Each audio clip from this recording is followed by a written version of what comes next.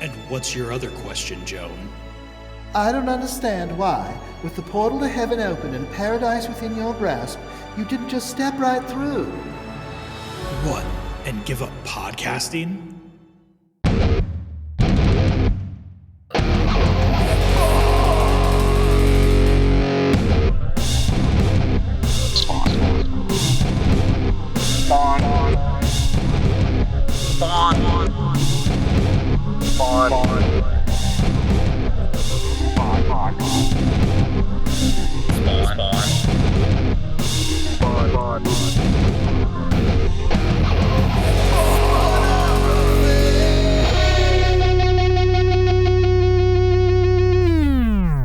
Welcome back to another episode of Spawnography. I am one of your hosts, Piers Leiden, pronouns they, them, here with, as always, George Marston, they, them, or she, her. And we have with us a special guest tonight. With us is Chris from the Play Comics podcast. Chris, how the hell Spawn are you? I am good, and because y'all didn't say it, for me, it is pronouns he, him. Hey, Perfect. There you go. Beautiful. Well, wow. Here we are. Our bluff was called, and we're That's covering 4 issues of a comic book that is not called Spawn or Curse of the Spawn or Angela or Violator. In fact, this is 1998's Daring Escapes 1 through 4. And I don't think we're going to find any way out of this. Not like Houdini. That's right. It's Houdini-centric. If you didn't remember, Daring Escapes is Houdini-centric. Before we get into all that, Chris, thank you so much for joining us. We were on an episode of your podcast, Play Comics, where we talked about, what was it, Spawn Armageddon, right? In the Demon's Hand. Yes, you were in the Demon's Hand. That's right. Sorry, I couldn't remember the title, but I remember well the episode of the game. So thank you so much for joining us today. How have you been? How's everything? How's life? I mean, as good as everything can be considering the everything that's going on. But, right. Things are going on. People are coming on Play Comics. They're enjoying it. In the Armageddon is going to get covered soon. Nice. I have a good guess for that.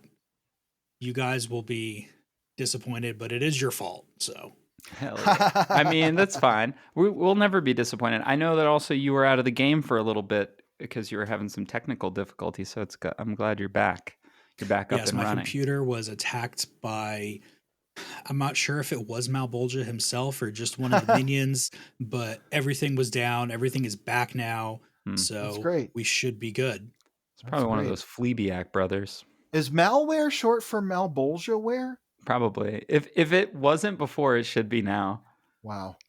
That's in Rat City, that's what it should be. Yeah. That's like the future. Have you read Rat City at all, Chris? It's like 12 issues in. It's the relatively new, it's kind of Spawn 2099. I haven't, which is horrible of me because it's Erica Schultz and I love her stuff anyway. So I'll get to it eventually. There you go. Now you have to. And they came out with an action figure recently for the Deviant, which is what that Spawn is called. Oh, I didn't realize that. I got to catch up on it too. I mean, I have to read comics for work, so my to-read pile after work is as tall as it gets when it comes to like back issues and stuff that I need to catch up on, including Spawn, because when I have Spawn reading time, as everyone listening well knows, I am reading old issues of Spawn from like 25 years ago at this point. We just hit 2000. Where were you in 2000? It's not Chris? that long ago because that's not how time works. No, it's not. 2000 was not 25 years ago. It was 8 months ago. What's great about the year 2000 is that nothing bad happened after it. So, that's right.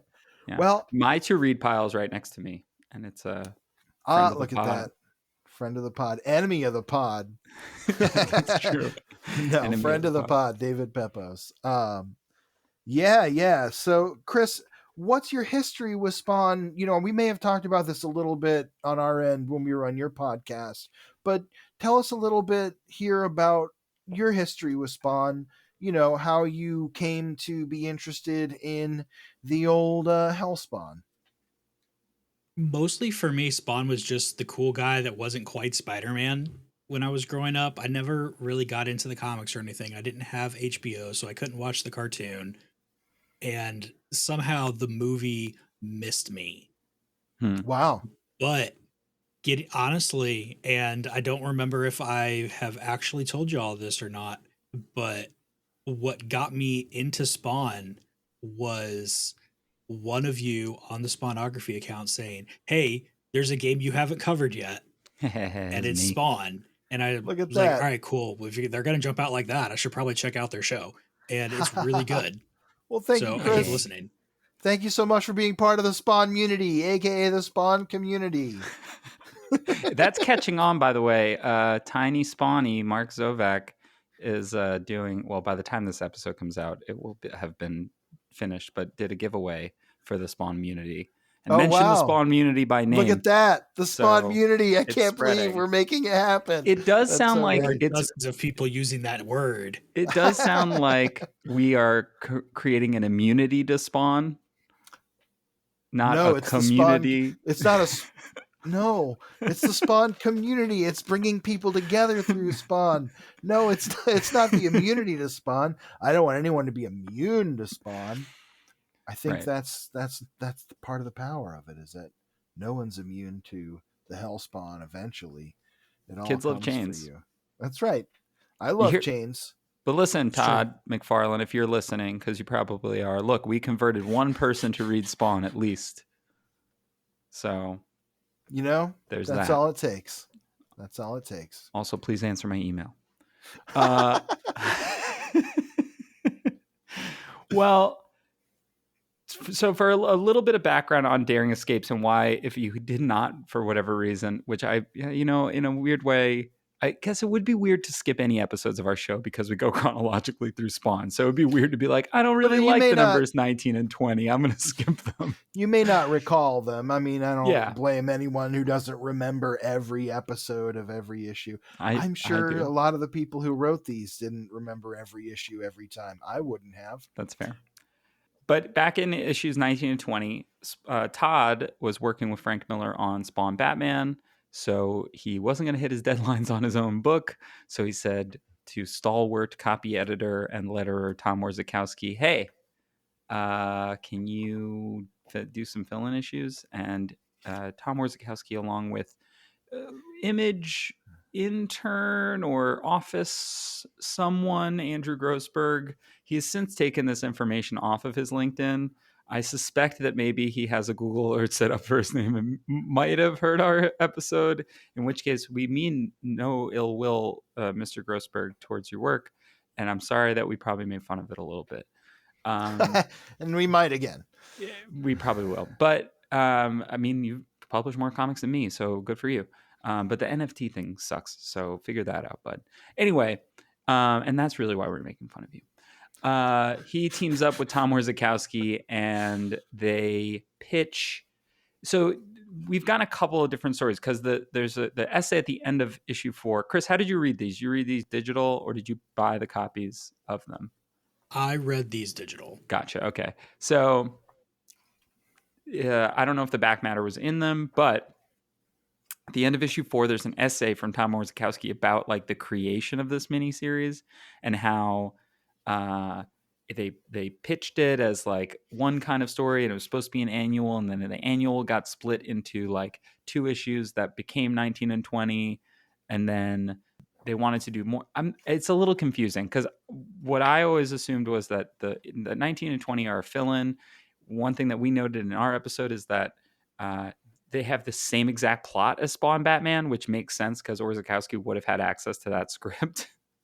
Yeah, it feels like, just to know, it feels like what the intent for Spawn Houdini was in terms of how it fits into Spawn lore is to make later references to Spawn Batman make sense without Batman. Right. Because it almost felt like a cover job of Spawn Batman where it had similar villains, similar plot points, down to like similar beats and everything. If you haven't listened to our episodes on that, listeners, for some reason, if you're starting in the middle or whatever, or you want to go back, I still think that's one of my favorite things that I've ever experienced in this podcast, was realizing in real time that it was the exact same story. But yes, so yeah, Andrew Grossberg went on to pitch and get to do with Tom Orzechowski this Daring Escapes 4-issue series, which follows up on their concept of Houdini as this agent of a kind of third power beyond heaven and hell. This sort of like elder gods. I forget what they call it. The overlap is the overlap. is the realm that everything kind of exists in, and in this realm is like religious icons, demons, aliens, unpronounceable. Yeah, it's a place where like people from. It's almost like a nexus of things, I guess. Yeah, Chris, did you understand what the fuck was going on in Daring Escapes? I don't know if Harry Houdini understands what the fuck is going on in Daring Escapes here, and he's Great in it. Point. Excellent it's point. Big, stupid fun, and I think that's the most important part. It is big, it is stupid, and parts of it are fun. I will agree with you there. I will say, so, okay, we're going to get into this a little bit. Of course, we're not going to try and summarize 4 issues in this episode. Don't worry. Don't worry, Chris. Don't worry, listeners.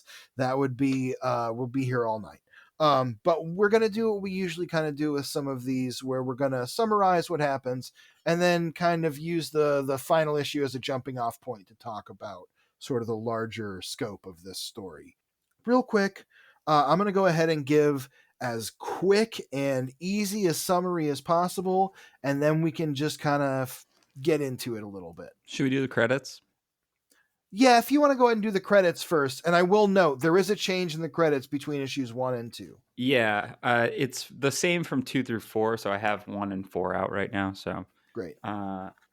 It gets called out pretty quickly too. So, Daring Escapes issue 1, Heart of the Matter, story by Andy Grossberg, Tom Orzechowski, art by Alan Weiss and Arthur Nichols, lettering by Tom Orzechowski, colors by the International House of Color, that is Ruben Rude, Abel Mountain,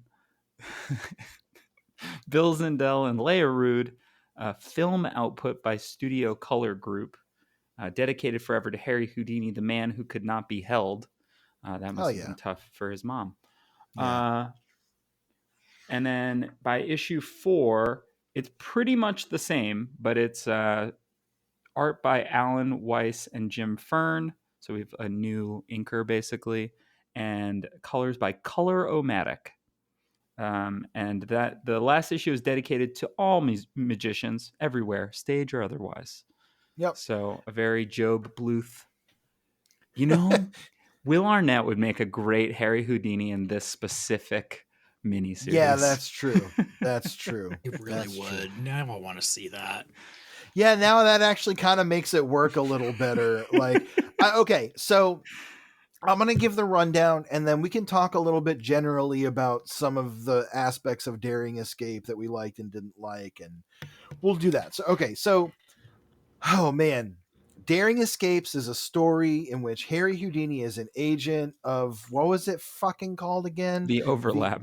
The Overlap. I always want to call it the in-between or the underside. No, the Overlap, which is, again, this sort of space outside of space where these weird elder beings have a group of agents that they send to do stuff. And these agents are all, some of them are demons and angels and cosmic figures, but a lot of them are historical figures from Earth, like Aleister Crowley is in there. Joan of Arc, Joan in our intro, who I gave a nice mid-Atlantic accent as Joan of Arc.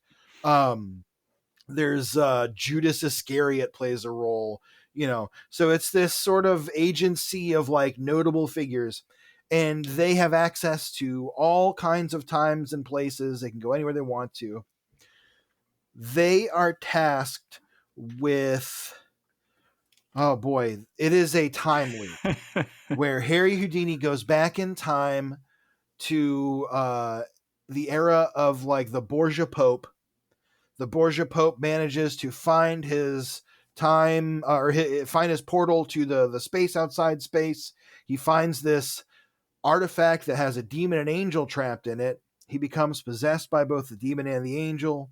The Borgia Pope then goes on to live forever and become the modern villain of the story, who is the owner of a sport shoe company, as Harry Houdini calls it, like a Nike type company.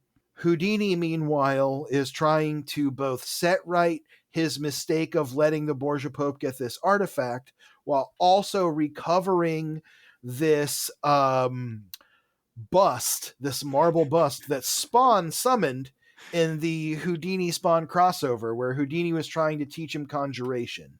And he told him, he told him to make marble He or told him to make a marble, like the kind you roll on the ground. And but Spawn made a marble statue. bust. Yes. Which we now know is made of hellite.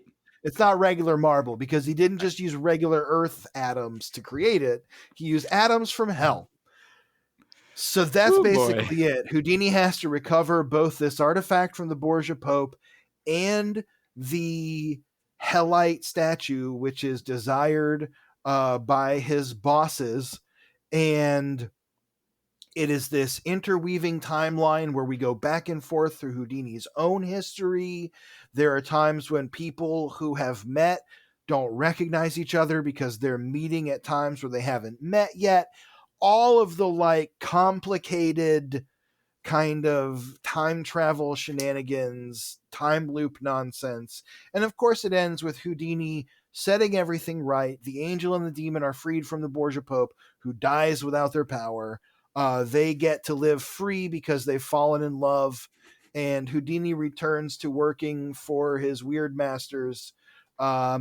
And that's it. We know for a fact, because it's in some of the back matter, that Andy Grossberg in particular really wanted this series to continue beyond 4 issues, either for a sequel or more issues. That was not conjurable, unfortunately. Did not happen.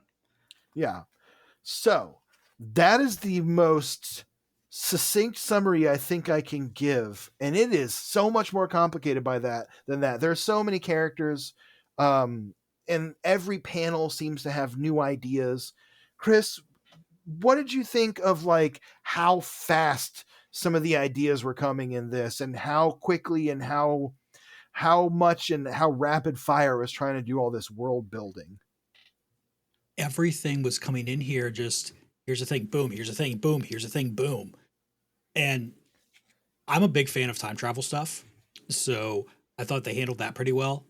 But that's a lot of things where, okay, I hope you really know the tropes and the trappings of the kind of stories that we're telling here, because we're just going to hope that you can pick up on what's going on, because we're not going to explain anything. We've got 4 issues. We got to make it happen. Come on, there's so much more craziness we need. Yeah, and I feel like they tried to cover some of that space by cramming in a lot of text.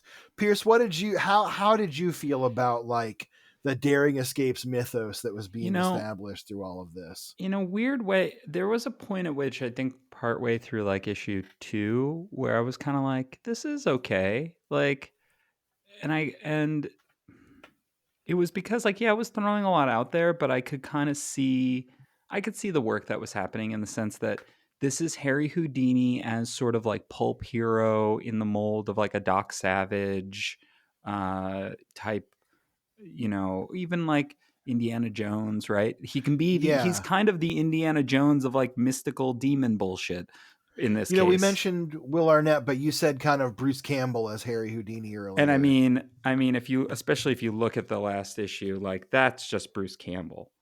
Yeah, you can see the face there for sure. I will say, while you're bringing up covers, the cover for issue 1, Art Adams, super slick. And there's also a Todd McFarlane one. Yep, the Todd McFarlane one.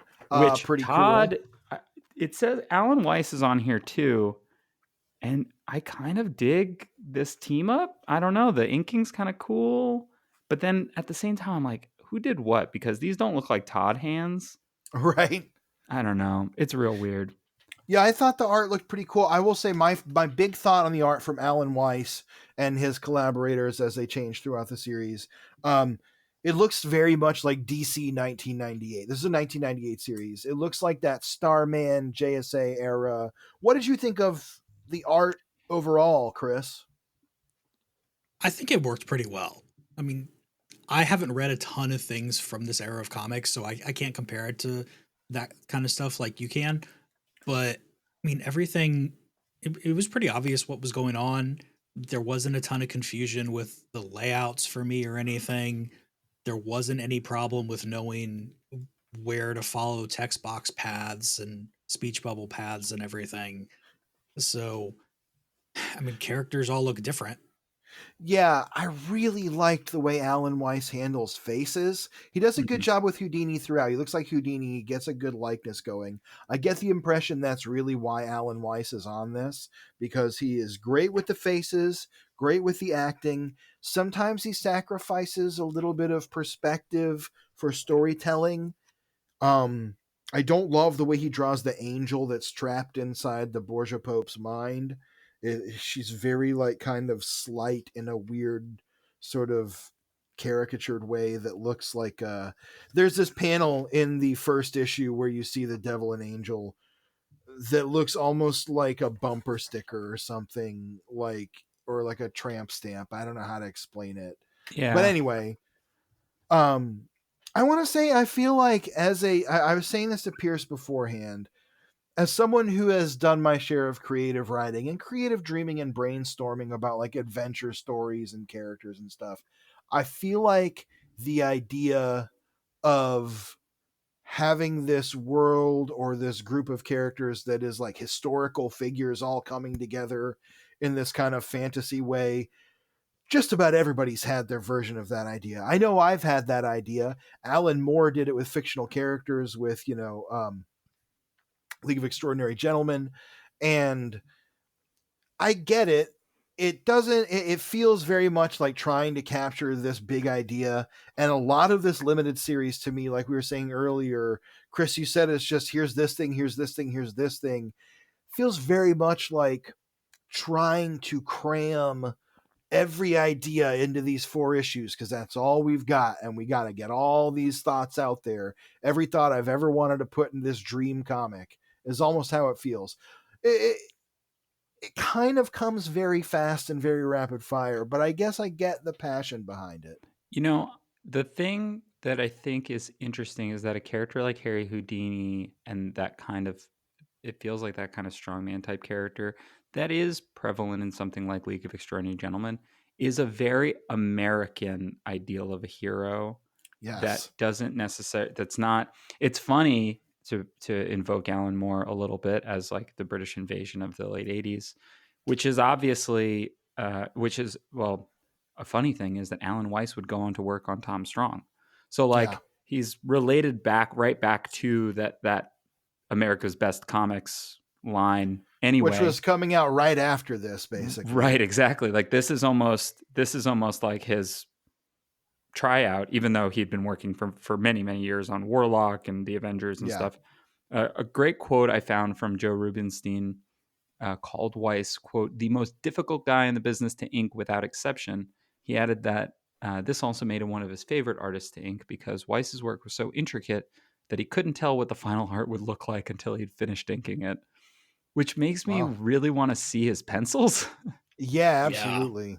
That's um, really interesting. but generally I do really like his renderings. There is, especially the cover of issue 3 or issue 2 with this quite Yes, his like striped buxom pants. and and his like little outside panties there. It looks very much like an old pulp adventure novel kind of Yeah, cover, which is definitely the vibe it's going yeah. for. uh Um, I think in terms of like that being um part of the equation for this story, it makes a lot of sense. It's not the Houdini we meet in Spawn, who's like in his like magician outfit the whole time, right? we He's get still some very, of that throughout this we story. do. And he's still very capable, and he's definitely still like a magician and stuff. But when we meet him in Spawn, he seems like he's a lot less on the back foot. Here, he's like a lot more on the back foot. The Indiana Jones thing, Yeah, it comes to mind immediately. there's Um, always something going on over his shoulder. He's always there's I think there's even a panel where he's like, "Oh, what now?" Yeah, yeah, exactly. And I think that that's kind of fun. And I think for it being, Andrew Grossberg's like first work, yeah, it's showing a little bit of the influences on its sleeves type thing Yeah. that I think we put at the feet of a lot of fledgling creators. I think the difference between Grossberg's work and like most creators' first work is like people don't get to see this. typically.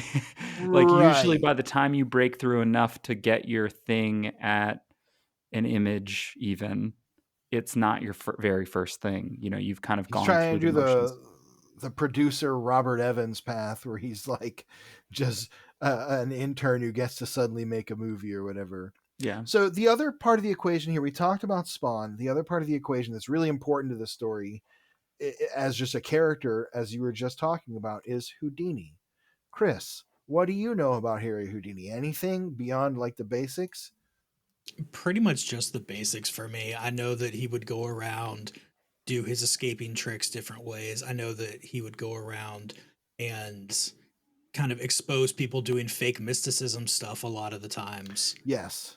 And that's something that I think really could have popped up in here a little bit more. And I wish it would have, but where was the time for that kind of thing? Yeah.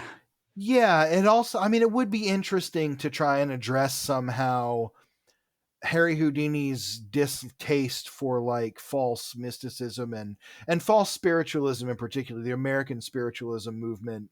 For those listeners not familiar, and I'll do this as fast as possible, was a sort of religious kind of pseudo-religious movement that took place and is still going on, but had its boom in the late 19th and early 20th centuries, where spirit mediums using advanced parlor tricks would claim to talk to the dead and channel spirits. And the Fox sisters are the famous example, who would like use the cracking of their knuckles to like simulate knocking and all this stuff. It's a whole thing. But Houdini hated that stuff, and he would go around and find people to expose as frauds and basically take glee in it. The other component of Houdini, though, was that he had a real curiosity for the true occult and the true mystic, if that were to exist. He was, I think, I am not an expert, but I think it would be fair to say part of the reason he had such a distaste for parlor tricks was because, one, he made his living doing it very elaborately as a stage magician as well as an escape artist, so it was very obvious to him. And two, he had an interest in whether there was anything real. And so there's this famous story, and it's not apocryphal, it's a true story, that he promised his wife Bess that if there was life beyond the grave of any level, any type of spiritual life that he could access or attain once he died, that he would return to her. And for years and years, in I can't remember if it was the theater where he died, I think, or their house, maybe sometimes both, they would or the theater where he was hurt and then died, whatever. Anyway, where he last performed before dying, put it that way. They would hold a seance to try and contact him, and of course nothing ever was reached, because they weren't doing parlor tricks. They were trying to legitimately contact the spirit of Harry Houdini, who had promised that if he was able to, from beyond the grave, he would contact them, which I think is such an incredible story. I think that's so interesting, and kind of like, we've all joked about, like, if I'm going to come back as a ghost and haunt this or whatever, but I think that's just such a cool idea. And I get why he becomes this figure he does here. I don't know how Harry Houdini would feel about it himself. I don't think he'd like his true name and likeness being used necessarily. But I think it's interesting, that he becomes this very pulpy adventure hero here. So you would say that you're not an expert, but Harry Houdini was a hexpert. Yeah, basically, I guess I've been you could waiting the say whole that. time to say that. It was worth it. Well, That was a good one. that was, yeah, that's good. I do want to jump back to a little bit. If you want to see a good example of this fakeness in the American mysticism stuff, go watch Disney's animated Robin Hood, where when Robin Hood and wow, names are running away from me. Maid When Marian? Robin Hood and Baloo are trying to go after all the king's money, or all of Prince John's money, By the way, rather. that's Little John, okay? Little John, thank you. But it's also Baloo. Yeah, right? It's They're true. all the same. It's all, they're doing a lot of the same stuff there that would happen again in the American mysticism stuff. Yeah, where he's like basically using his toes to knock, and he's doing all these little tricks to convince Prince John that he is able to soothsay and foresee the future. Exactly. Also, if you want to learn more about American spiritualism, highly, highly, highly recommend the podcast Ghost Church by Jamie Loftus. Fantastic. And for me, just a little slice of home. I'm from the Northeast originally, so hearing some very Northeastern voices talk about ghosts and shit was very homey for me. So yeah. But yeah, so Daring Escapes. I think the hardest thing for me reading this as a whole was the amount of text that was in every issue. Andrew Grossberg was deciding to get his fees worth with the script writing. He's getting paid by the word. Yeah, and Tom Warzakowski, I will say, does a decent job through most of it, but there are times where there's like really tiny little words that are like little tiny boxes thrown in there because there's just so many different character voices on the page. And some of those I was reading as, okay, the person's kind of whispering the thought to themselves. So some of them work in the story, but not all of them. Right. And you're exactly right. Sometimes it makes sense from mood. Sometimes it's also just was hard to read. I'm old. I have little glasses on my face and I had to peer down at the page like, okay. But, Orzakowski doing his damnedest to get quite a hefty script onto the page without tarnishing, in a lot of cases, Alan Weiss's, again, incredibly detailed art. It's a lot of stuff on there where I would think, if they had 10 or 12 issues to do this, you would just see what's happening and not get told for that speed run through everything. I think you're exactly right, because they wouldn't be trying to put as many little details in every, like, oh, I've got to explain this thing or add this bit of lore. And then in issue 4, which we can get into a little bit more heavily, the ending of issue 4 has so many gags and puns and little jokes that just felt like them having like a ball. Some of them worked for me. Some of them were a little like pat. I was like, okay. But the other thing I will say, Alan Weiss, when I first read his name, my brain said Eric Weiss, which is Houdini's real name. And I was like, wait a minute, what? And I had to do a double take. I texted Pierce like, what? And Pierce was like, no, read it again. And I was like, oh my God, I just had a total like, but I did think that was kind of funny. And I think in one of the dedications, they mention Eric Weiss, at least in terms of they mention a Houdini biographer. The other thing, that we get in these is you can tell that they wanted to have a like cast going forward. They wanted to have that angel and demon kind of come back. They wanted to have like Joan of Arc in there, which, I mean, sure, Joan of Arc.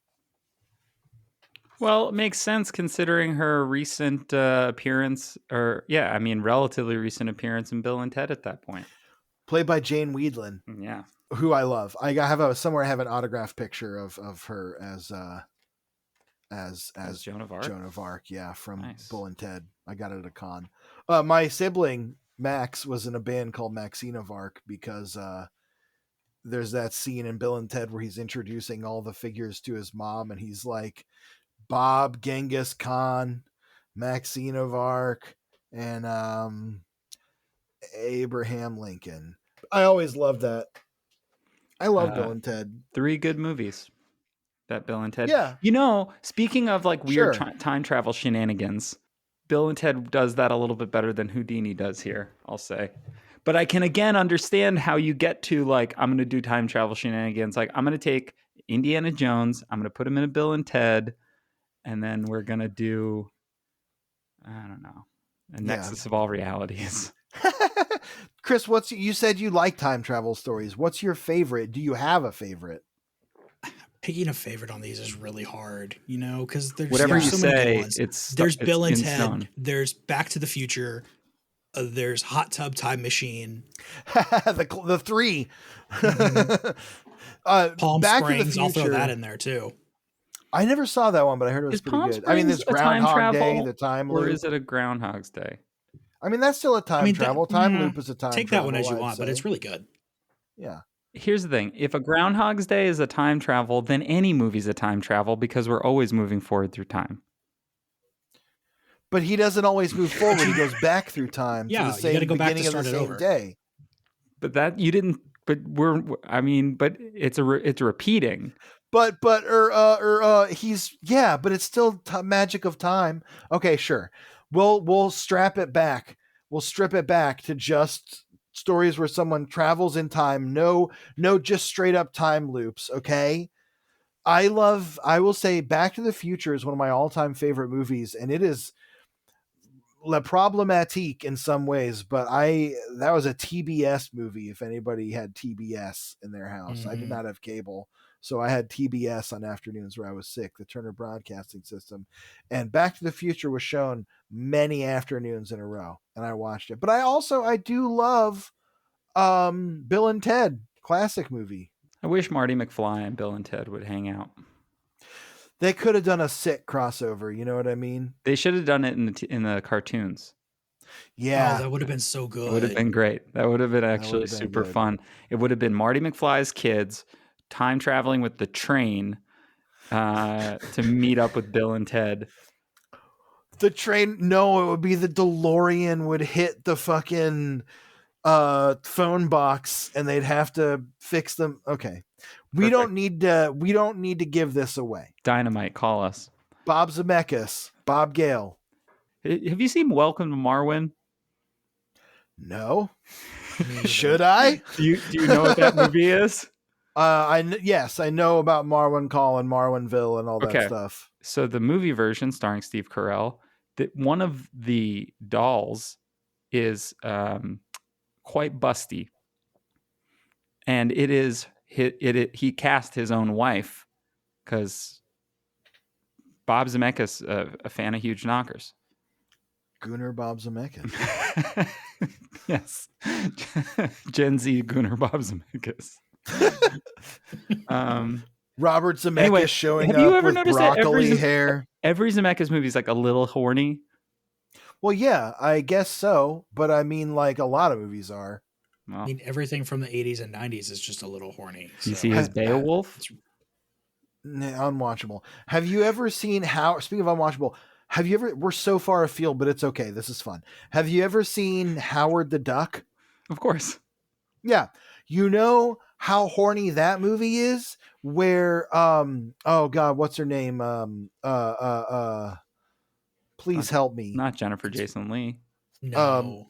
It's Runaway. Leah Thompson. That's what I meant. The other one. Yeah. Leah Thompson is just like gung-ho to fuck this duck. And apparently on set, she was just like, she thought it was so funny. And she was just like so ready to be like, yeah, I'm going to go fuck that duck. And I think that's so funny and gives me so much respect for Leah Thompson as an actor that she was like, I'm going to fuck a cartoon duck. Isn't that hilarious? Never did see the guy that played Howard again, though. They didn't even call him back for Guardians of the Galaxy. Kind of fucked up. They recast him. Do you know the story of Howard the Duck, though? How they actually made that movie? There was an 8-year-old sewn inside that costume with a huge mechanical Howard the Duck head on his head. It's so wild. There is a podcast called What Went Wrong. I've probably mentioned it before, that has an episode about the making of that movie that is unbelievable. Like the thing would catch fire and the kid would be sewn inside. Anyway, there's also a podcast called What the Duck, a podcast most foul, but spelled with a W because he's a duck. That is just about the Howard the Duck comics. That's good. It's great. Thoughts, Chris? If nothing else, that is a wonderful name for a podcast, and I'm going to have to go check it out now. Yeah, absolutely. Also, I am really, really scared of Leah Thompson wanting to go fuck a duck because you know about duck penises, right? Oh yeah. Worse than cat ones? I mean, ducks are corkscrews. Oh, don't cats have weird dicks too?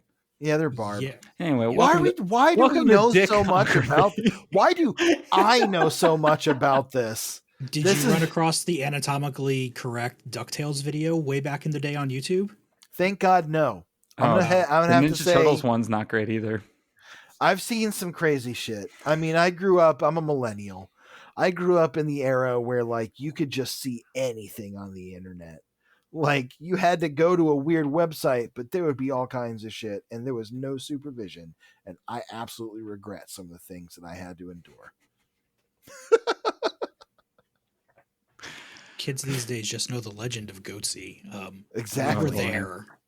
Yeah, we were there. I started coaching again this week, and so I've already had to start banning brain rot phrases. So the first one that got banned was 6'7", and it's a weird thing. The thing is that kids have just been the same for forever. Yeah. All we do is we just repeat things. Or say stupid things that make sense to us. Yeah. Like when I was a kid, I would just say the Leaning Tower of Cheese over and over and over again because of Pauly Shore in a Goofy movie. Okay, but that's one of the greatest movies of all time. It's true. It's getting a documentary. I was going to say, I love a Goofy movie. Pauly Shore uncredited. Really? Yeah. You know what's weird? If he's uncredited, I just knew it was Pauly Shore then. At that Everyone point. knows it's Pauly Shore. He's like James. He is the white James Earl Jones.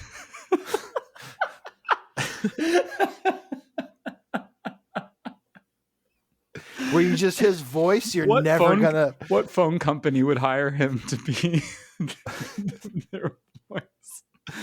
I think didn't he do like 1-800-collect or something? He must have him. You're probably right.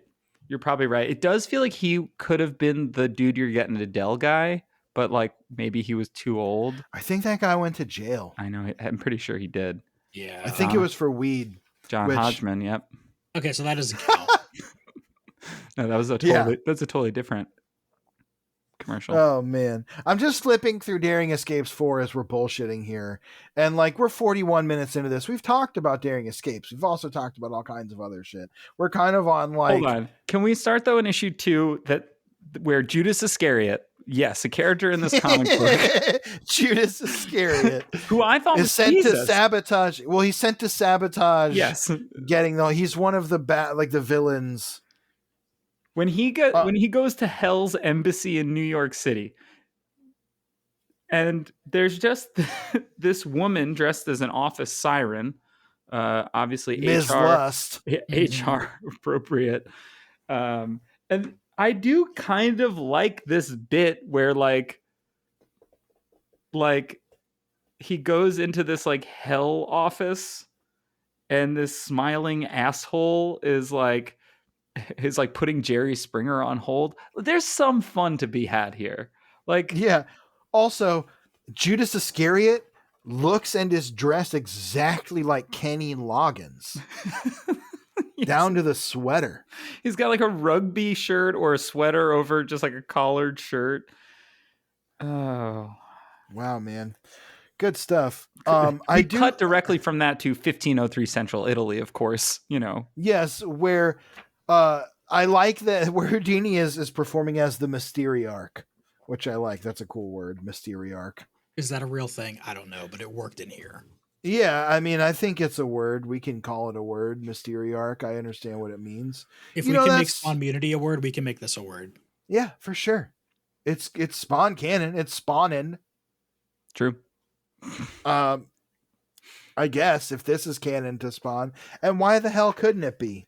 I think that's the big thing about this in terms of where it fits into like the Spawn mythos, quote unquote. Why the hell couldn't this be canon? There's literally nothing about it. It almost has to be because we've seen Houdini and he mentions it here.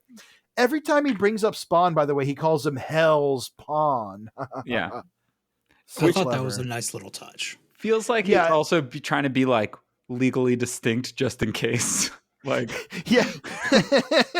That's their version of having Batman show up or whatever. Like Hell's Pawn is definitely a canonical like Spawn thing where like we've had people talk about how the Hellspawn is the Hell's Pawn. I think it's interesting that that's sort of the term they use here. It does tie in with Spawn a bit. I kind of love. Boy, I'm just flipping through issue 4 here, and there's a couple bits I really like. I really like the Borgia Pope just melting this sequence of panels of his face kind of decaying into like rot and then into a skeleton. It looks great. I love I that. really liked how they made him get old and not just melt like in Raiders of the Lost Ark. Yeah, he like super aged, but in like a cool way. It's The thing funny I don't like about this issue though, is that at some point they just go, well, there's like 80 characters on page. Backgrounds, who needs them? well, and there's so many characters that don't need to be there, like Zamzagiel. Zamzagiel, the Angel of Vengeance, who is just there to be a joke. The joke of Zamzagiel is that he is dispatched to a church in Manhattan, quote unquote, to find where the Borgia Pope is fighting Harry Houdini for control of an artifact that has a demon and angel in it. And Zamzagiel is dispatched, but he has to visit every church in Manhattan to find it. Because he And doesn't keeps get showing up at better directions. he keeps showing up at every church being like, is this the church? Is this the church? And so like half of this issue is just gags. Well, they dropped down below like 300 beats per minute, so they had to fill it in with something. Yeah, absolutely, you're right. I mean, you're not wrong at all. The when it gets to the last chunk here, there's no more world building. It goes to gags and jokes, and it starts to fill in with that. You're absolutely right that's kind of like becomes the rest of the issue. There's this whole like Houdini and Joan of Arc and the demon and the angel, and I can't remember the other guy's name, all sitting around playing poker. Like, Honestly, issue 4 is the pacing and everything that I wish the entire thing had been. Yeah. Sort of. I mean, I wish there were like 20% less characters, and also like yes, the stormtrooper like space clergy guys are a choice that was confusing. and then the Well, they're not the cops worst show choice up. made in this series. No, I don't hate the design at all. I actually kind of like how weird and quirky it is. But like you're both right that like Chris, I agree with you that there is a lot more speediness in the final issue here as they're wrapping things up. At least things are happening, and they're happening quickly.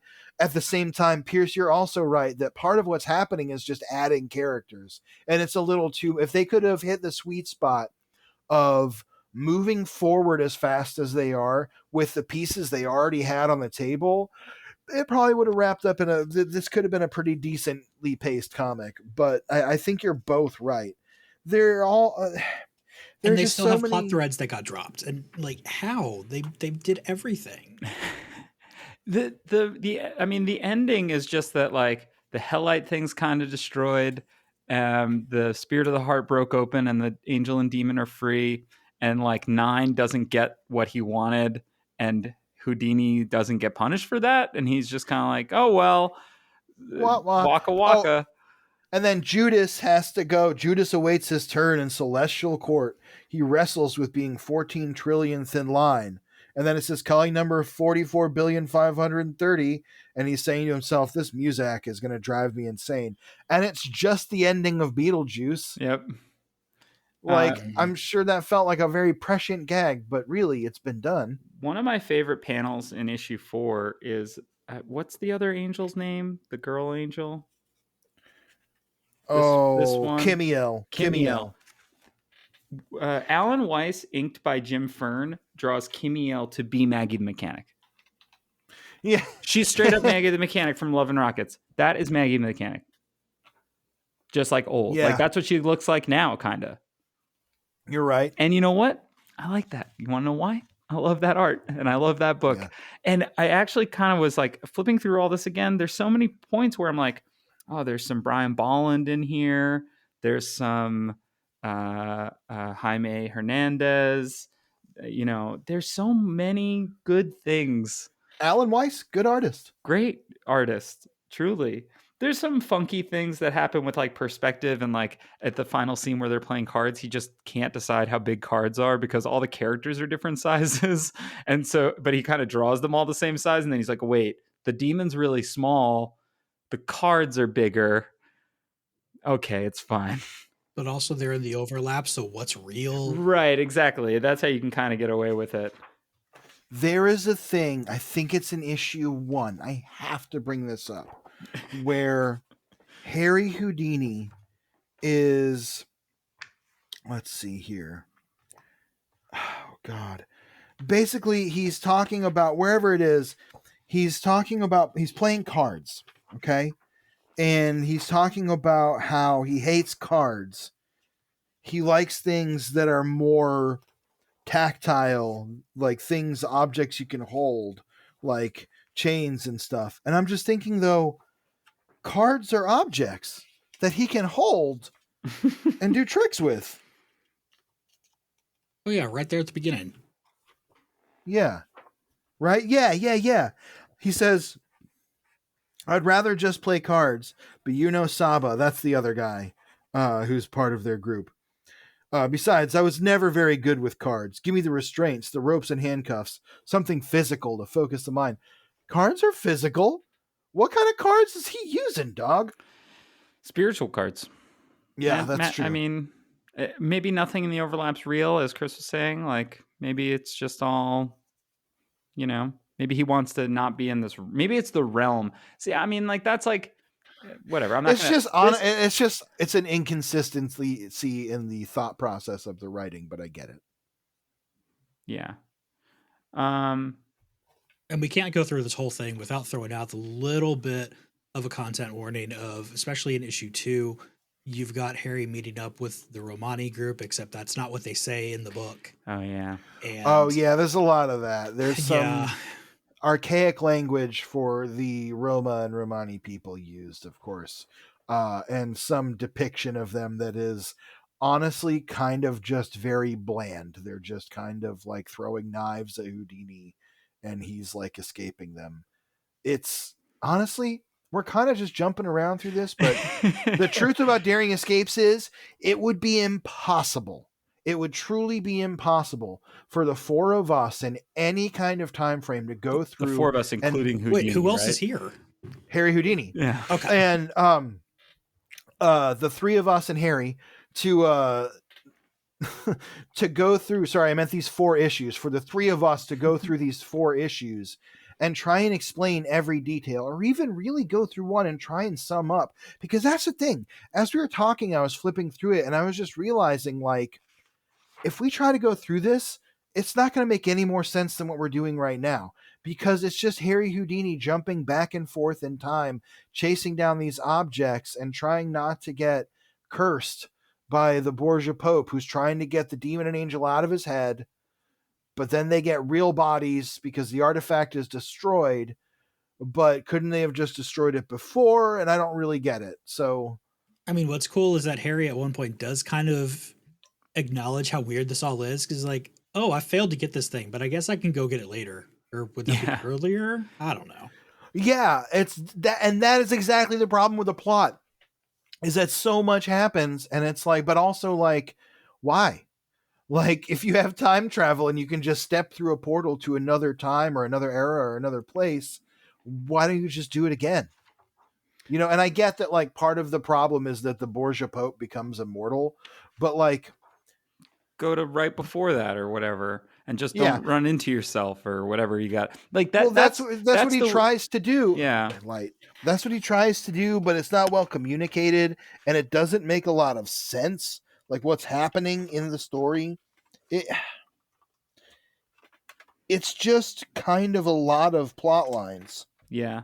The thing that I said this to you before we started recording, George, but this whole book kind of feels like and it's partly because it feels like some 80s movies, but it feels like an 80s comic, and I think a little bit of that is the honestly pretty decent coloring and the art in general, but also the sort of like, it feels like those like books that you pick up in a dollar bin that you're like, oh, it's issues 1 through 4 of like whatever the hell this is, right at the moment when like Ninja Turtles was a huge indie hit, so like indie comics were kind of accessible, and like because anything could be the next Ninja Turtles.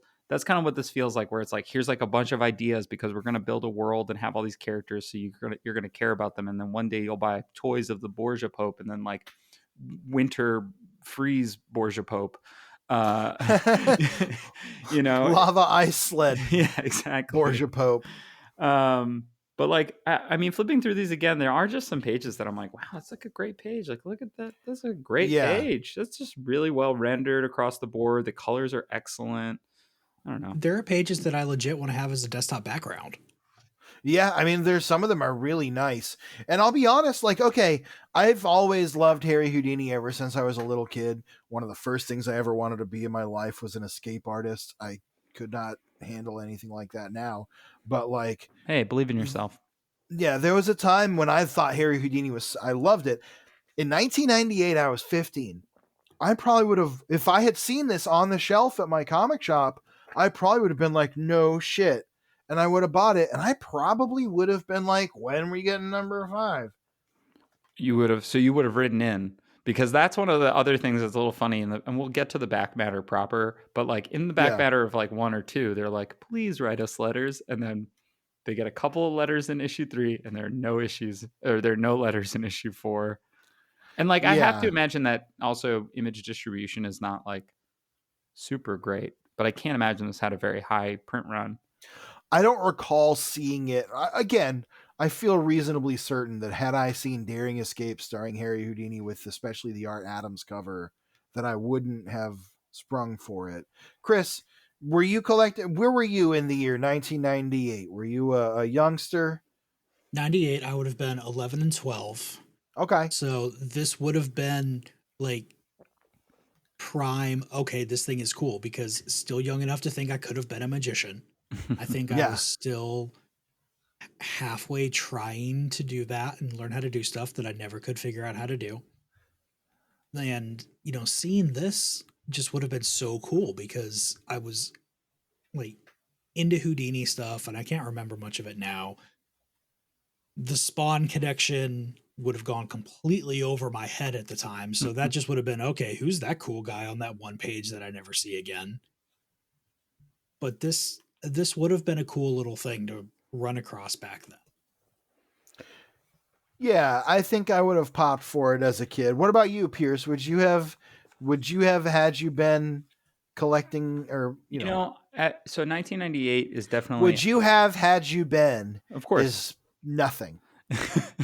1998, I would have been 9 years old when this was coming out, almost 10, and I would have just started playing hockey, and I was definitely in the era of like, if I got my allowance of like $5 or $10 or Right. whatever it was, or if I shoveled enough houses during the winter or mowed enough lawns, because I did that when I was a kid, like I would get some money and then I would go straight to the comic book store. Yeah. But when I went to the comic book store, I would go into the back issues and I would buy as many issues of any comic that had characters that I thought looked cool on the cover, with Yeah, fair. no inkling of what might happen on the inside. And thankfully, I think comics around that at that time typically had something on the outside that reflected something similar to the inside. You'd at least see the characters most of the time. My most favorite thing in this era is Fantastic Four versus the new Fantastic Four. Yeah. Because that shit rules. Because, like, of course, the new Fantastic Four, first of all, are 5 people, because Astral Doctor Strange is there, but it's Doctor Strange, the Hulk, Wolverine, Ghost Rider, and Spider-Man. And that was the best. One thing, but had I seen this, if I had seen these guys, I would have wanted a toy of them. The Beekman guards. I want them. They're cool. I want them now. What's their story? Yeah. Todd, put out the Beekman toys. Yeah. Honestly, I'm going to go ahead and say, if you really want to deep dive into Daring Escapes, and I know that we said if you want us to do Daring Escapes, this is the best we can do. I'm going to be very serious. Unless you want many episodes, this is the best we can do right now. I don't know if I can recommend, like, I can recommend Daring Escapes if you can find it. I got all 4 issues on eBay for $5. I think it was like $8.99 shipped or something like that. And so, like, you can get. When did you look for them? A couple weeks ago. So okay, probably, so yeah, still pretty current. Yeah, not that long ago. When we were in the lead up to planning this episode, I went and looked for them. Yeah. So they can be found. I don't know how many copies are on eBay right now, but you can find them pretty easily. Usually these Spawn limited series that we talk about, I buy them on eBay, and you can too. You can just probably find them for usually 10 or $20, the cost of a trade, and then you have Spawn Wildcats, and you get to experience that crazy shit. And we did a cool episode on that. Or you get Daring Escapes, and you get to be like, this is bananas. Why did I miss this in 1998? What's this guy's deal?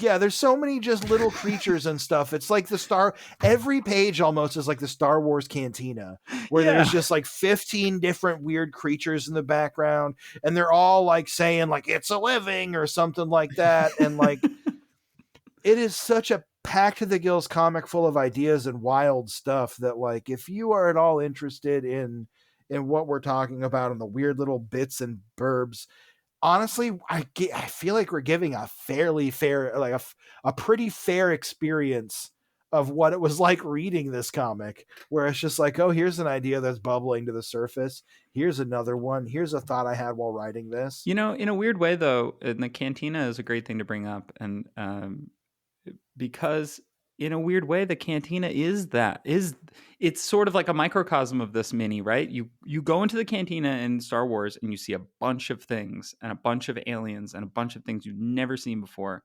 And you're just like, whoa, what is this? It's so crazy. And when you're a kid, I mean, I saw Star Wars when I was, like 5.5 years old. And I just was told to watch all 3 of the movies. It's crazy. They only made 3. Yeah.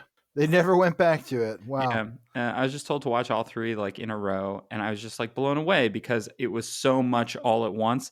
The big difference there is that there's a pretty strong bunch of characters and a through line and like emotional stakes. I think that's the one thing that this is missing, and especially if we compare it to, we kind of keep coming back to like a Back to the Future or an Indiana Jones, where whenever you watch those films, like the reason that they work when they work is because you care about the characters. You don't really care about Houdini here. You don't really care about anything that's going on. It's hard to really care about the stakes because there's a lot to kind of keep track of. Because he hints at like his mom and his wife, but yeah, there's not a lot of personal stakes. You know who I do care about in this one, though, is the angel and the little demon that were trapped in the bottle. Like, if you by the end, I was like, let them cook. Good for them. I do like when she gets a gun. Yeah. In issue 4, she just gets a gun. So, if I was a wrestler, my finishing move would be that I would have a gun. I'd win every match. Wait, what? Say that again? I said if I was a professional wrestler, my finishing move would be that I would have a gun.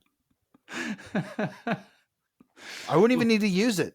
Just the threat. Just have it. Just the threat of having a gun. Just use it once on screen, and no one's going to get in the ring with you again. You're going to keep the belt. Would your name in the ring be Alec Baldwin? It would be 2 guns, and I'd only have 1 gun, so you'd always be questioning where's the other fucking gun. It wouldn't be airsoft, so you'd make people think that maybe your gun's not real. Pierce Wrestling is not fake. Those people are injured every day. It's actually true. You have to go to school for it and everything. Yeah, that's true. If we get into the back matter, if we can, the first issue's back matter is bonkers because it's a long essay by Jim Steranko. Chris, are you aware of Jim Steranko's work? Not as much as I should be. That's okay. I do. He's an insane little man. I recognize him as a name who is a person. That's great. Sure. That's a perfect first way to know him. He is like the Christopher Lee of comics in a way, because he just, every time somebody talks about him, they tell some story that you're like, that can't possibly be the same man. And I have a very crazy Jim Steranko story. Go for it. Well, to sum up Jim Steranko, he is an escapist, an escape artist, and was, by many accounts, the inspiration for the character Mr. Miracle, who is Jack Kirby's super escape artist. I met him at Dragon Con with former guest of the pod, Lan Pitts, who was on our Violator Limited Series episode, pretty funny episode. And he just talked to us about being a Golden Gloves boxer the whole time. And like, He is about 5.5 feet tall, 6 feet with the hair. He has glasses the size of his head, and he is, I think Lan asked if he could get a picture with him or something. He's like, I don't take pictures because when I was a Golden Gloves boxer, I got hit in the face. You see this? And he like held his head still, and then he was just like, he just kind of like put his hand up and then twitched to the side like that. He was like, I got hit in the head when I was a boxer, and ever since it does that, so I don't take pictures. That is the kind of, he is just one of those dudes that, like, if you meet Jim Steranko, he has a story. He is a little too outspoken about his weird political beliefs in recent That's years, true. but hey, what can I say? He's been hit in the head a lot of times, according to him. He did punch Bob Kane once, so that's good. Yeah, that's true. He did. That's a good punched story Bob about Kane in an elevator. Jim Steranko. And Bob Kane fairly tall, so right? He had to reach the Steranko long Yeah. arms. Jim Steranko is like a grave digger too. He's one of those people though, of like his biography is wild, and then his art is crazy. Supposedly he counterfeited money to survive for like years. That's my favorite He story. learned to draw by like counterfeiting money. So Chris, to explain this, the way that dollar bills used to, like, you used to be able to separate the layers of them if you had them like soak in like a certain chemical solution. And so Steranko found this out, and he would get his like paycheck, and he would break it into smaller bills, and then he would get really good. He would separate the layers, and then he would draw the opposite side on the like blank, like he'd draw the opposite side on the blank side of the layer now that he had, so he'd be able to like triple or quadruple his money, and then he'd immediately go and use those to launder the money as quickly as possible. So yeah, if you ever are time traveling back to the 50s, hang out with Jim Steranko. Yeah, you will have an adventure, that's for sure. It could, it's a little surprising that somebody hasn't made a Daring Escapes type comic, like a creator now hasn't made a Daring Escapes type comic with just Jim, like a version of Jim Steranko as the main character. Could work. That's true. The Steranko files. Did you know? Okay, so Jim Steranko was the model for Mr. Miracle. Do you know who the model for Big Barda was? I don't know. It was Lainey Kazan, who is still around. She was an actor and a Playboy model, hubba hubba, who Jack Kirby apparently really liked. And he turned her, also partially his own wife, but like her good save there, Jack. Jack, I think base her off of. Her personality, I believe, was based on his own wife, but her figure was based on Lainey Kazan, and she was on, I think, I want to say probably Seinfeld or something. She's still alive. Cool. Yeah. So anyway, Steranko's got this huge essay in the back about where he just gives you the backstory of Harry Houdini, which is great if you really love Harry Houdini. Oh, fun Harry Houdini thing that I know is that Harry Houdini is buried in Queens. And in the Cypress Hill Cemetery, I guess it's the border of like Queens and Brooklyn, but I won a 5K that was in that cemetery once. Next time up there, we should go to Houdini's grave. Sure, we absolutely can. Absolutely can. I think Jackie Robinson's also in that cemetery. There's some famous people. Yeah. The other back matter, the issue 3, I think, has the letters. Yeah. And it doesn't have our favorite kind of letter, which is somebody writing into Todd McFarlane saying, I'm 13 years old and here's a lot of thoughts that I have. Yeah. But it does just have some. So I think some of these are fake, which is why there's no letters in issue 4. Some of these have emails attached. Yeah. But I don't think Prospero at frontiernet.net. That doesn't seem real to me. Prospero sounds like a magician. Well, are you being funny? No. Because Prospero is a magician from Shakespearean literature. Well, that's why I think these are fake. From The Tempest. Well, they're all supposedly from magicians. stage magicians, that is, who wrote in to say how much they loved Daring Escapes. Yeah. But none of them are, all of them are literally just that. They're just like, you're amazing. This is so great. And nothing really else of note. And I guess somebody does call him out on time paradoxes, but then also is like, but it's okay. I get that those are confusing. So he just gives them an out. The opposite of what happens to Todd McFarlane in every single letters column, where some kid is just like, hey, your thing's stupid. And he I goes, will yeah, I say don't know. 2 of the letters are both from Paris, France. So maybe they read it together and were like, Mon Dieu.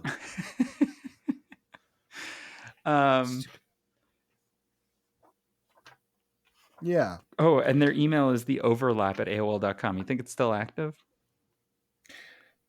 We'll find out next week on Spawnography. Hey, Tom Warzakowski and Andy Grossberg, will you reply to us?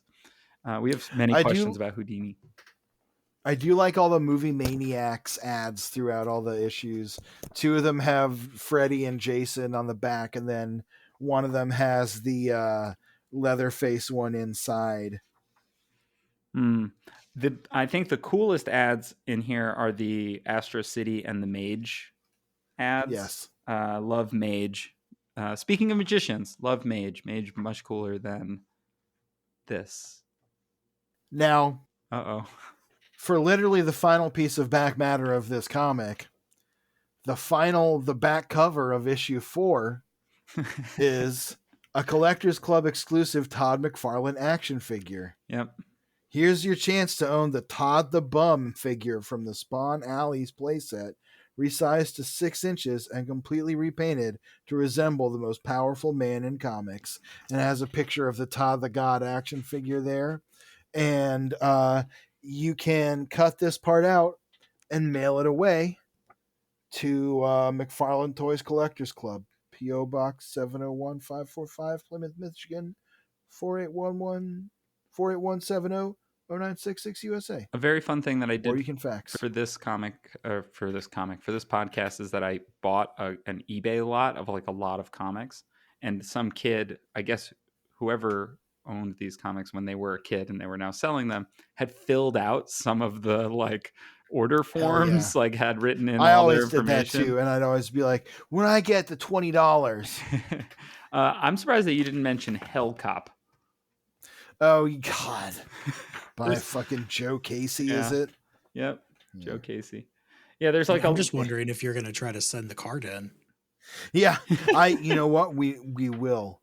I never read this comic Dark Minds that's advertised here by Pat Lee, but I sure thought his art was cool till I learned that he wasn't doing it. Yeah, his art is pretty cool. It looks like Ghost in a Shell or something. He was one of the first like big he's not actually drawing this, guys. Oh, really? Yeah, he was like the next big thing on Transformers, and then he got shuffled loose the coil of comic creators to Disgraceland because he was like tracing and having other people draw his shit. It was like a whole scandal. Very big in the Wizard magazine of the time. Well, it's crazy that Hellcop and Spawn never crossed over. It's not that crazy because Hellcop probably was terrible. Doesn't look very good, but he did have really little sunglasses. That's true. I thought that was cool at the time. It was cool. All right. Well, Chris, I think we've made it to the end of Daring Escapes. What sure has been an episode about Daring Escapes. Yes. Yeah. Kaylee was asking me if the comic was good that we were talking about, and that's pretty much what I told her. It's one of the comics of all time. Yeah. As we often say, it is one of the comics of all time. It is one of the most comics ever. Certainly. If you like having pictures with your words, then this will fill out everything you need. Yeah. It's got all those things together. Correct. 100% agree on that. That said, though, Chris, as you probably know, the last thing we like to do to close up shop is talk about our final thoughts.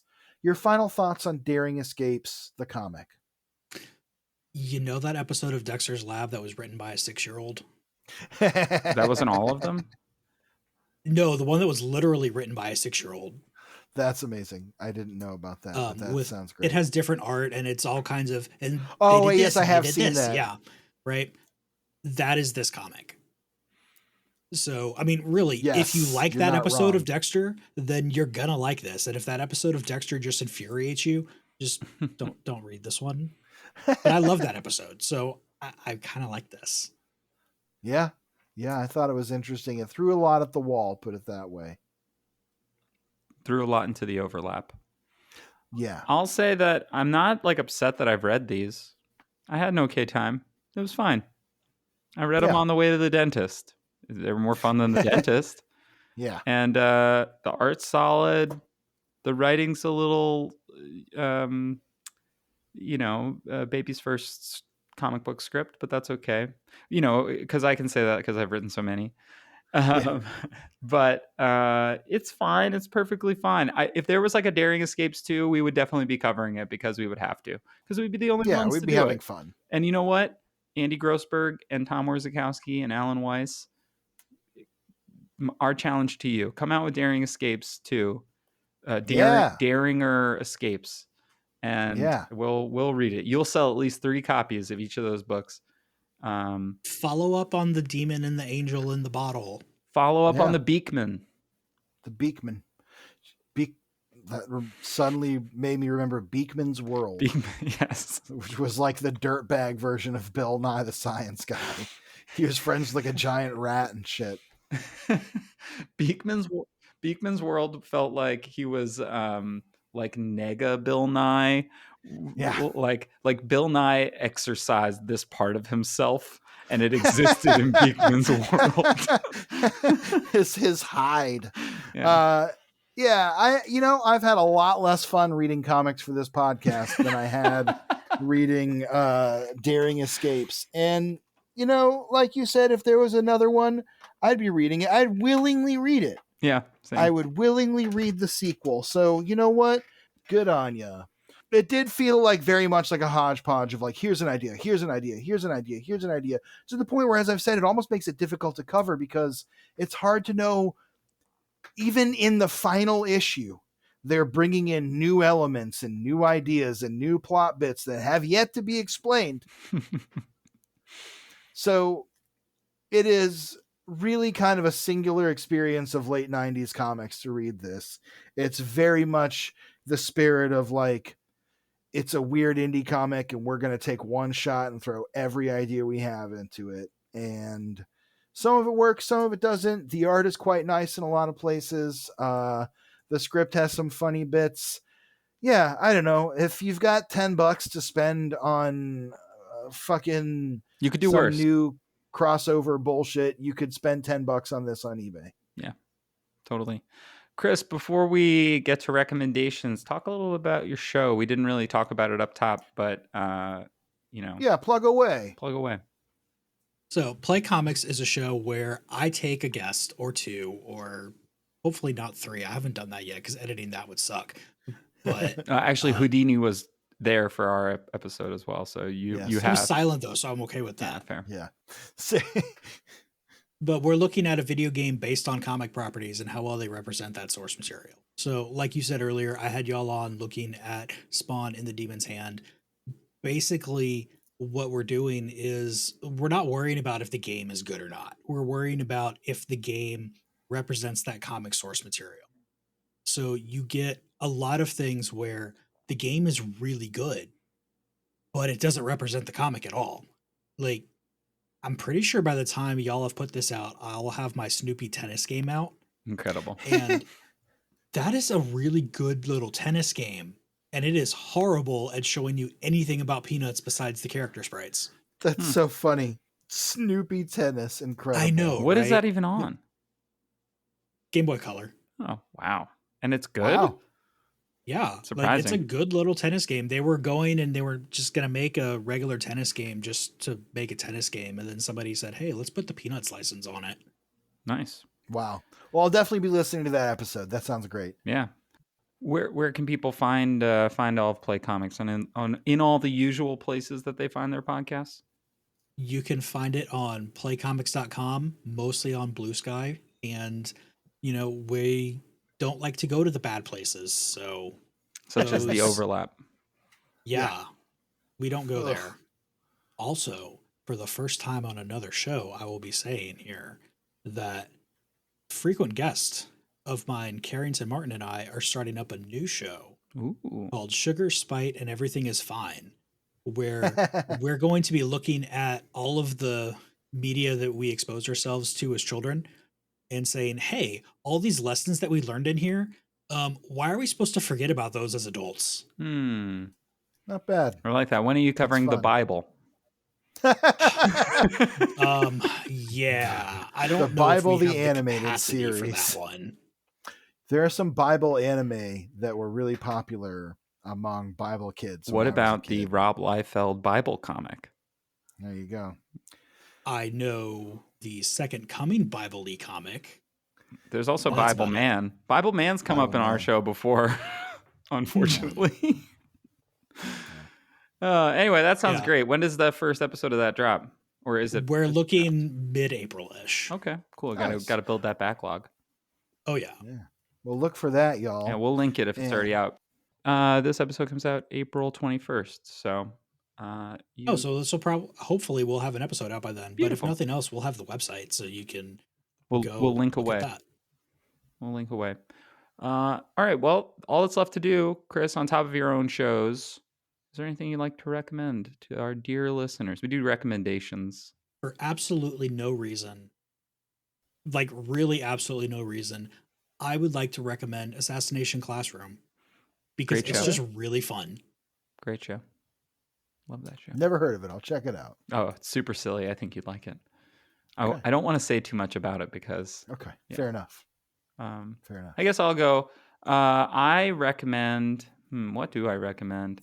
I've been reading Kieron Gillen's Eternals, and I will recommend that, partly because it has one panel one page where Thanos and what's-his-face, Icarus, are fighting, and Icarus blasts him in the face or whatever, and Thanos says, a fellow poet of annihilation, let us trade verse. I remember that. Fucking rules. It's sick. You saw to read that art, and you'll have a good time. And I don't really give a shit about the Eternals, but this is cool. It's fun. I like Kieron Gillen, so yeah, that's me. Well, my recommendation, ironically, because I'm talking to two people over the internet on a podcast, my recommendation is going to be stop talking to people on social media for like maybe just a little while and go out and talk to people in real life. If that means getting face to face with your friends safely, given, like conditions, etc., do that. See your family. Just go somewhere that has people that is safe to be for you. And just try and have a connection that isn't based through the veneer of social media bullshit. That's it. Hell yeah. Well, I like that. Yeah, it's always George always hits us with the nice existential recommendations. I'm always just like, I don't know, watch a movie. Thanks so much. I mean, do watch a movie. Go to a movie with a friend. That's a great idea. That's a great idea. Thanks so much to everybody for listening. If you like the show, you can rate, review, subscribe on Spotify, Apple Podcasts, YouTube, wherever you listen to your podcasts. You can find us on whatever social media at Spawnography Pod. If we're not active there, it's because we're not active there. And if we are active there, well, that's where we're active. If you got letters that you want to send us about telling us your 13-year-old thoughts, much like the 13-year-olds that send letters to Todd McFarlane, you can do so at spawnographypod@gmail.com. And that is it. I got one last thing to say. George, for Todd so loved the world, he gave his only begotten spawn. Thanks so much to Chris, and see you later, Hellspawn. Spawn!